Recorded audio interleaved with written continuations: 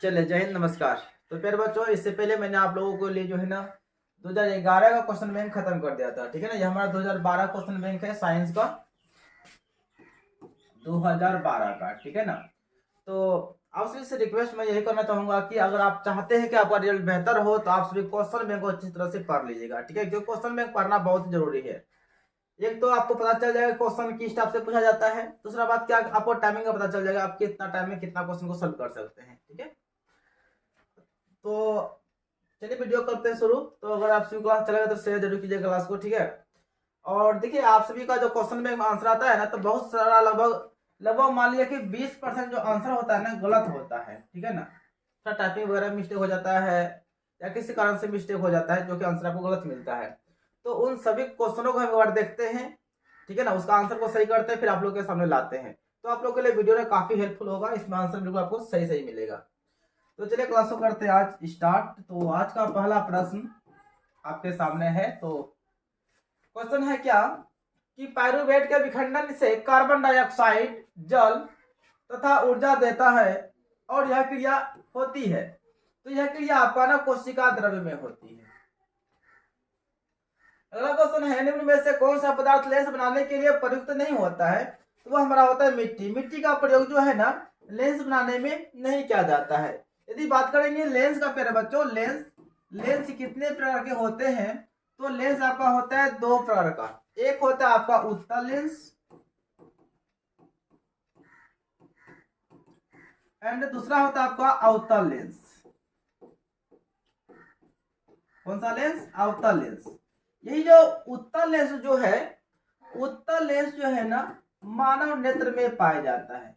यदि क्वेश्चन पूछेगा कि मानव नेत्र में कौन सा लेंस पाया जाता है, तो आपको आंसर मारना है उत्तल लेंस पाया जाता है। ठीक है, अगला क्वेश्चन है कि किसी बीम का वास्तविक प्रतिबिंब समान आकार का प्राप्त करने के लिए बीम को उत्तल लेंस के सामने कहां रखा जाए। देखिए बीम का मतलब वस्तु होता है, यानी कि किसी भी वस्तु का समान साइज का प्रतिबिंब प्राप्त करने के लिए उत्तल लेंस का सामने वस्तु को कहां पे रखा जाए। तो वह स्थान हमारा होगा प्रकाशीय केंद्र। जब प्रकाशीय केंद्र पर किसी वस्तु को रखा जाता है तो वस्तु का जो आकार होता है वह समान साइज का होता है और वस्तु के बराबर होता है। चलिए अगला क्वेश्चन है कि सामान्य दृष्टि के वयस्क के लिए सुस्पष्ट दर्शन की अल्पतम दूरी क्या होती है। अल्पतम दूरी का मतलब होता है सबसे कम दूरी क्या होती है। तो स्पष्ट देखने के लिए जो न्यूनतम दूरी होती है वो हमारा होता है 25 सेंटीमीटर होता है। यदि यहाँ पे यही क्वेश्चन लिखा रहे कि अधिकतम दूरी क्या होती है, यानी सामान्य दृष्टि के लिए, तो अधिकतम दूरी क्या होती है, तो वो होता है आपका अनंत होता है। क्या होता है बच्चों? अनंत होता है। तो ध्यान दीजिएगा, तो न्यूनतम दूरी होता है 25 सेंटीमीटर। मान लीजिए बिंदु हमारा ए हमारा न्यूनतम दूरी है और यह बिंदु हमारा बी अधिकतम दूरी है। अधिकतम दूरी है जिसको कि हम लोग क्या बोलते हैं, अनंत कहते हैं। ठीक है ना, तो न्यूनतम दूरी 25 सेंटीमीटर और अधिकतम दूरी हमारा अनंत होता है। तो न्यूनतम दूरी और अधिकतम दूरी का जो बीच का दूरी होता है ना, जो डिस्टेंस होता है ना, इसे क्या कहते हैं? इसे हम लोग कहते हैं दृष्टि परास कहते हैं। क्या कहते हैं बच्चों? दृष्टि परास कहते हैं। ध्यान रखना है, न्यूनतम दूरी और अधिकतम दूरी के बीच का दूरी को क्या कहते हैं? दृष्टि परास कहते हैं। ठीक है, अगला है लोहे की परमाणु संख्या कितनी होती है। 26 होता है और लोहा का संकेत Fe होता है। ठीक है, अगला क्वेश्चन है कोई विलयन लाल लिटमस को नीला कर देता है तो उसका पीएच मान संभवतः क्या होता है। तो देखिए जब कोई विलयन लाल लिटमस को नीला कर देता है ना, उसका पीएच मान हमेशा 7 से अधिक होता है। क्यों? क्योंकि वह विलयन जो है जो नीला को लाल कर देगा वह क्षारीय विलयन होता है और क्षारीय विलयन का पीएच मान जो है ना हमेशा 7 से अधिक होता है। तो आपका होगा 7 से अधिक।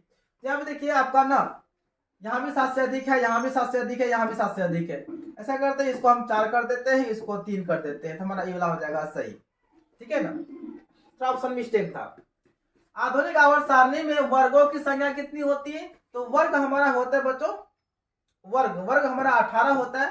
हाँ, जब यही क्वेश्चन लिखा रहे कि आधुनिक आवर्त सारणी में आवर्त कितने होते हैं, तो आवर्त कितने होते हैं, तो आवर्त हमारा ना 7 होता है और वर्ग की बात करें तो वर्ग हमारा 18, जो कि आपको यहाँ पे पहले हम बता दिए हैं। अगला क्वेश्चन है कि बॉन्ड है ना, बॉन्ड CHO अभिक्रियाशील मूलक को क्या कहते हैं। ये हमारा एल्डिहाइड समूह का है। क्या है? एल्डिहाइड समूह का है। अगला क्वेश्चन है निम्नलिखित में से कौन सा पद है ना पथ विद्युत परिपथ में विद्युत शक्ति को निरूपित, ये कौन सा पद ही है, पद मतलब सूत्र हो गया, ठीक है ना। कौन सा पद जो है ना विद्युत परिपथ में विद्युत धारा की शक्ति निरूपित नहीं करता है, वो हमारा हो जाएगा आई आर स्क्वायर। यह विद्युत धारा की को निरूपित नहीं करता है। अगला है विद्युत धारा उत्पन्न करने की युक्ति को क्या कहते हैं, उसे जनित्र कहा जाता है। अगला क्वेश्चन है कि लघु पतन के समय परिपथ में विद्युत धारा का मान क्या होता है। लघु पतन, ठीक है ना, लघु पतन के समय यानी कहे तो अपना भाषा में ओवरलोडिंग या फिर शॉर्ट सर्किट के समय जो विद्युत धारा का मान होता है ना वो अधिक बढ़ जाता है, चाहे ओवरलोडिंग हो या फिर शॉर्ट सर्किट, तो उस समय जो विद्युत धारा का मान क्या होगा वो अधिक बढ़ जाएगा।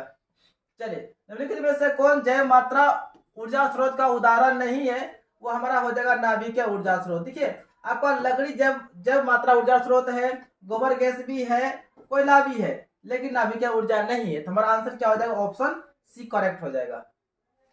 चलिए अगला क्वेश्चन है, कोई तत्व ऑक्सीजन के साथ अभिक्रिया कर उच्च गलनांक वाला यौगिक का निर्माण करता है और यह यौगिक जल में विलय है और यह यौगिक जो जल में घुल भी जाता है, तो यह तत्व क्या हो सकता है, वो हमारा कैल्शियम होगा। क्या हो जाएगा, कैल्शियम जल में घुलनशील हो जाता है। अगला है कि इथेन का आणविक सूत्र C2H6 है, तो इसमें कितने बॉन्ड होते हैं। देखिए C2H6 है, जितना हाइड्रोजन उतना बंधन हो जाएगा आपका 6।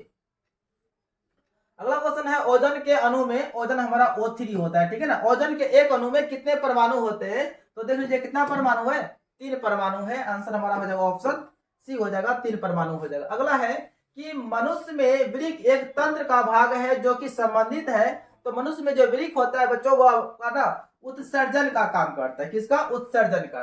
दो तंत्रिका कोशिका के मध्य खाली स्थान को क्या कहते हैं। यह क्वेश्चन आपका 2011 में भी आया था, पूछा गया था, 2012 में पूछा गया ये क्वेश्चन, ठीक है ना।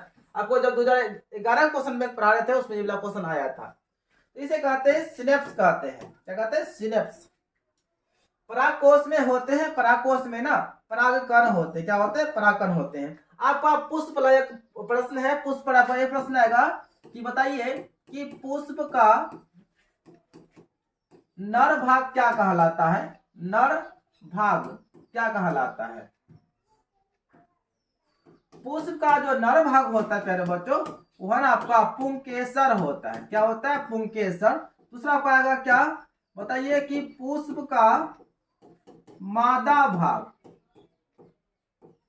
मादा भाग क्या कहलाता है। तो पुष्प का जो मादा भाग होता है ना वह कहलाता है स्त्री केसर। क्या कहलाता है, स्त्री केसर कहलाता है। अगला क्वेश्चन है, विकास दृष्टिकोण से हमारी किससे अधिक समानता है, तो हमारा हो जाएगा चीन के विद्यार्थी से। तो मैं आपको यहाँ पे एक चीज स्पष्ट आपको कर दूं कि अक्सर जो ना विद्यार्थी को पता है कि चिंपैंजी होगा, बच्चों चिंपैंजी नहीं होगा। अक्सर मैंने यूट्यूब पर भी बहुत सारे टीचरों को देखा है, चाहे मिस्टेक से जैसे भी बताया हो, बट जो ना चिंपैंजी बता देते हैं, जो कि मेरे बच्चों चिंपैंजी नहीं है। आप गूगल पे भी सर्च कर सकते हैं, जहां हो सके आप सर्च कर सकते हैं, आपको जो ना मिल जाएगा चीन के विद्यार्थी। इसलिए आप कंफर्म रहिए कि आपका चीन का विद्यार्थी बिल्कुल सही आंसर हो जाएगा, ठीक है ना। मिस्टेक नहीं कीजिएगा, क्योंकि अगर एक आंसर गलती हो जाएगा तो आपका 1 नंबर कट जाएगा। अगला क्वेश्चन है, मुकुलन, मुकुलन द्वारा अलैंगिक जनन होता है, यह हमारा ईस्ट में होता है मुकुलन। विद्युत जनित तंत्र सिद्धांत आधारित है, यानी कि विद्युत जनित जो है ना किस सिद्धांत पर आधारित है, हो जाएगा यहाँ पे क्या, किस सिद्धांत पर आधारित है। तो यह जो है विद्युत प्रेरण के सिद्धांत पर आधारित होता है। विद्युत प्रेरण कहाँ है ना, विद्युत चुंबकीय प्रेरण के सिद्धांत पर। अगला क्वेश्चन है, 1 मिलियन लाल लिटमस को नीला कर देता है, जिसका pH मान क्या होगा। वही बात है, क्या जो लाल को नीला कर देगा तो वह विलयन हमारा क्या होता है, क्षारीय होता है, और क्षारीय विलयन का pH मान क्या होता है, 7 से हमेशा अधिक होता है। तो 7 से अधिक हमारा क्या हो जाएगा, ऑप्शन डी हो जाएगा। अगला है, निम्नलिखित में से कौन युग्मक समायवी है। समायवी कौन है, जो समान होगा। देखिए C5H5 C3H3 है ना। अगर निम्नलिखित में से कौन अधातु है, तो हमारा ऑप्शन बी अधातु है, क्योंकि हमारे तक सी कार्बन ना है, यह तो धातु है नहीं, हमारा अधातु है। एथेनॉल बनता है या बॉन्ड OH से बनता है। अगला क्वेश्चन है कि शुक्राणु बनता है। बच्चों शुक्राणु जो है ना वृषण में होता है, और शुक्राणु पुरुष में पाया जाता है और अंडाणु मादा में पाया जाता है। अगला है कि ऑक्सीजन है, ऑक्सीजन जो ना आपको एक क्या है, वसा है। अगला है कि मनुष्य में वृक्क संबंधित है, तो वृक्क का काम है उत्सर्जन करना। यह क्वेश्चन देखिए इसी में 2012 में आपको 2 बार क्वेश्चन पूछ चुका है। सही आहार श्रृंखला क्या है? सही आहार श्रृंखला चिड़िया को खाएगा सांप, सांप को घास नहीं खाएगा, सांप को घास नहीं खाता है क्या? मछली मछली को खाएगा घास नहीं, बकरी को खाएगा घास ये भी नहीं, घास को खाएगा हिरन, हिरन को खाएगा सेब। बिल्कुल यह सही आहार श्रृंखला है, जिसमें कि ऊर्जा का प्रवाह एक ही दिशा में होता है ना, उसको आहार श्रृंखला कहते हैं। याद रखिए, घास को कौन खा लेगी? हिरन, हिरन को कौन खा लेगी? इससे आसानी से खा लेगा।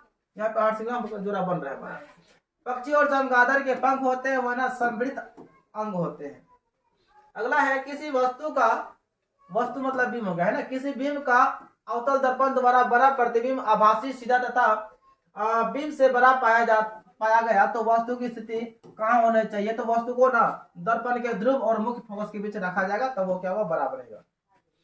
अगला है एक उत्तल लेंस होता है। उत्तल लेंस देखिए पहले बच्चों, उत्तल लेंस ऐसा होता है, यह उत्तल लेंस है।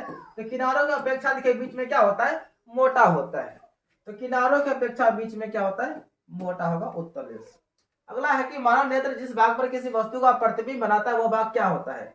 वह भाग हमारा दृष्टिपटल या रेटिना कहलाता है। विद्युत शक्ति का मात्रक क्या होता है? वाट होता है बच्चों। ये वोल्ट जो है ना आपका विभव का मात्रक होता है, विभव बोलिए अथवा विभवांतर बोलिए, विभवांतर, इसका मात्रक क्या होता है? वाट होता है। उसके बाद एम्पियर, यह विद्युत धारा का मात्रक होता है। एंड ओम जो है ना प्रतिरोध का मात्रक होता है, क्या? ओम होता है, राइट। अगला है कि किसी बल्ब पर 220 वोल्ट तथा 100 वाट लिखा हुआ है, यानी किसी बल्ब में लिखा हुआ है कि यह 220 वोल्ट और 100 वाट अंकित लिखा हुआ है, ठीक है ना। तो यदि इसे 110 वोल्ट पर प्रचलित करते हैं, यानी कि उस बल्ब में यदि हम 110 वोल्ट का धारा देते हैं, मतलब करंट देते हैं, तब इसके द्वारा उपभोक्त शक्ति कितना होगा?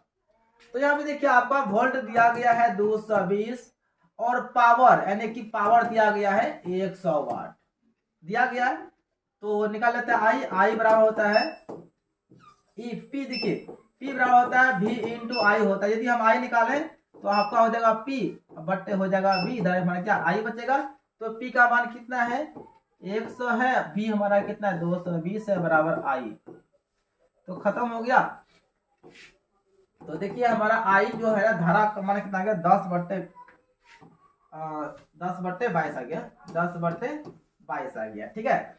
अब देखिए अब जो है ना हमारा यह V1 था, अब अगला V2 जो है, जो अगला जो वोल्ट है, अब ठीक है यहाँ हमारा वोल्ट ना बल पर लिखा हुआ था, ई वाट बल पर लिखा हुआ था। तो हम देख लिए जब हमारा 220 वोल्ट धरा देंगे, 100 वाट जब उसमें धरा जाएगा, ठीक है ना, 100 वाट वोल्ट पर जब मतलब 220 वोल्ट जब धरा देंगे उस बल्ब में 100 वाट शक्ति पर, तो उसमें इतना एम्पेयर का धारा क्या होगा? प्रवाहित होगा।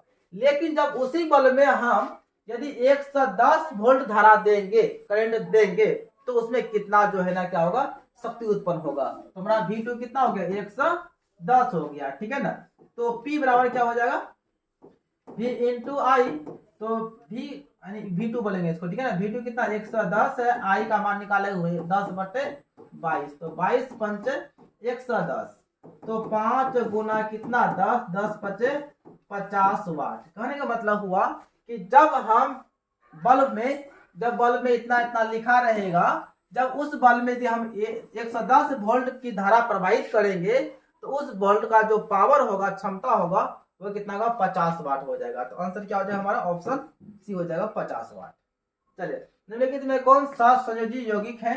वो हमारा हो जाएगा NaCl, नमक हमारा सोडियम क्लोराइड। अगला है कि लोहा को जिंक से लेपित करने की क्रिया क्या कहते हैं? तो गैल्वेनीकरण कहते हैं।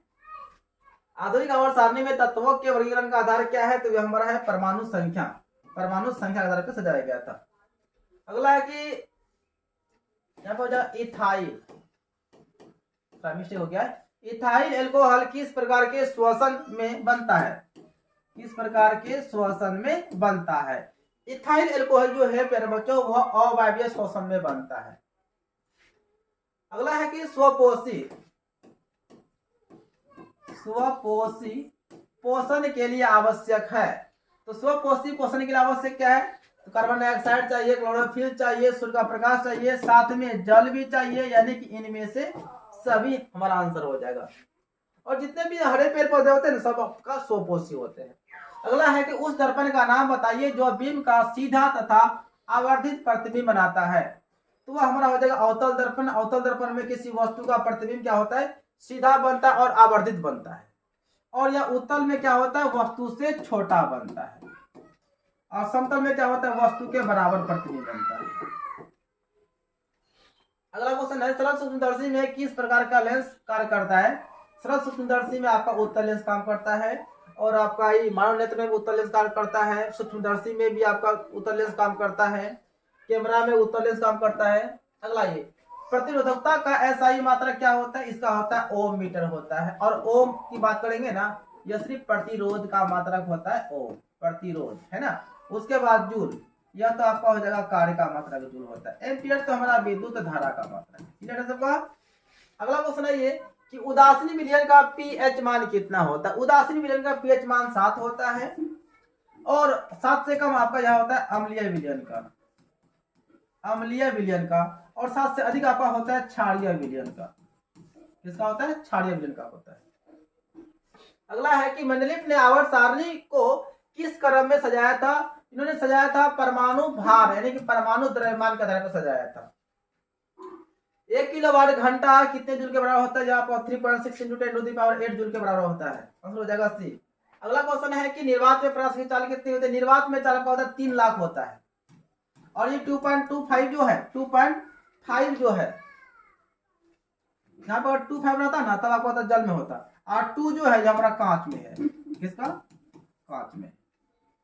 और 2.25 जो है ना हमारा किसमें, पानी में चाल होता है प्रकाश का। ठीक है। अगला है कि आयोडीन की कमी से होने वाला रोग कौन है, मतलब कौन सा रोग होता है। आयोडीन की कमी से हमारा घेंगा रोग होता है। और यह मधुमेह जो है बच्चों, इंसुलिन, इंसुलिन की कमी से कौन सा रोग होता है, मधुमेह रोग होता है। अगला क्वेश्चन है प्रकाश के अपवर्तन के कितने नियम होते हैं। तो प्रकाश के अपवर्तन के 2 नियम होते हैं, और प्रकाश के परावर्तन के भी 2 ही नियम होते हैं। ठीक है। अगला है कि मनुष्य के कोशिकाओं में गुणसूत्रों की संख्या क्या है। तो गुणसूत्र की संख्या 23 होता है। 23 जोड़ा 23 दूनी कितना हो जाएगा, 40 हो जाएगा। यदि क्वेश्चन पूछे कि पुरुष गुणसूत्र कितना होता है, पुरुष गुण सूत्र कैसा, मतलब कौन होता है, उसका नाम बताइए। तो हमारा एक्स और वाई होता है। एक्स वाई हमारा पुरुष गुणसूत्र है। यदि क्वेश्चन पूछे कि बताइए स्त्री गुण सूत्र क्या है, यह आपका होता है एक्स और एक्स होता है। चलिए अगला क्वेश्चन है कि विद्युत धारा का एसआई मात्रा क्या होता है, एम्पियर होता है। अगला है कि गोलीय दर्पण की वक्रता त्रिज्या 20 सेंटीमीटर है, तो इसकी फोकस दूरी क्या होगी। त्रिज्या देखिए हमारा दिया गया 20 सेंटीमीटर, निकालना है फोकस। तो F बराबर होता है R/2, यानी कि 20 बटे हो जाएगा 2, कटेगा तो कितना हो जाएगा 10 सेंटीमीटर। तो आंसर क्या हो जाएगा हमारा 10 सेंटीमीटर, ऑप्शन हो जाएगा ए। अगला क्वेश्चन है कि 2 मीटर फोकसांतर वाले उत्तल लेंस की क्षमता क्या। फोकसांतर मतलब फोकस दूरी दिया गया 2 मीटर, निकालना लेंस की क्षमता। क्षमता मतलब वो पावर, क्या होता है 1/f होता है। 1/f का मान 2 भगा देंगे तो 0.5 डायप्टर हो जाएगा, यानी 1 आधा 8 ना होता है, 0.5 डायप्टर हो जाएगा सी। अगला क्वेश्चन है कि हरित लवक के किस भाग में प्रकाश संश्लेषण की क्रिया होती है। हरित लवक का मतलब होता है क्लोरोफिल। क्लोरोफिल में एक क्लोरोप्लास्ट नामक जगह होता है, जहां पर हमारा क्या होता है, प्रकाश संश्लेषण क्रिया होती है। अगला है रक्त के थक्का होने का कारण क्या। रक्त जो थक्का बनता है ना, जैसे मान लो यहाँ पे कोई मार दे डंडा से, यहाँ पे रक्त क्या हो जाएगा, जमा हो जाएगा, मतलब लाल हो जाएगा।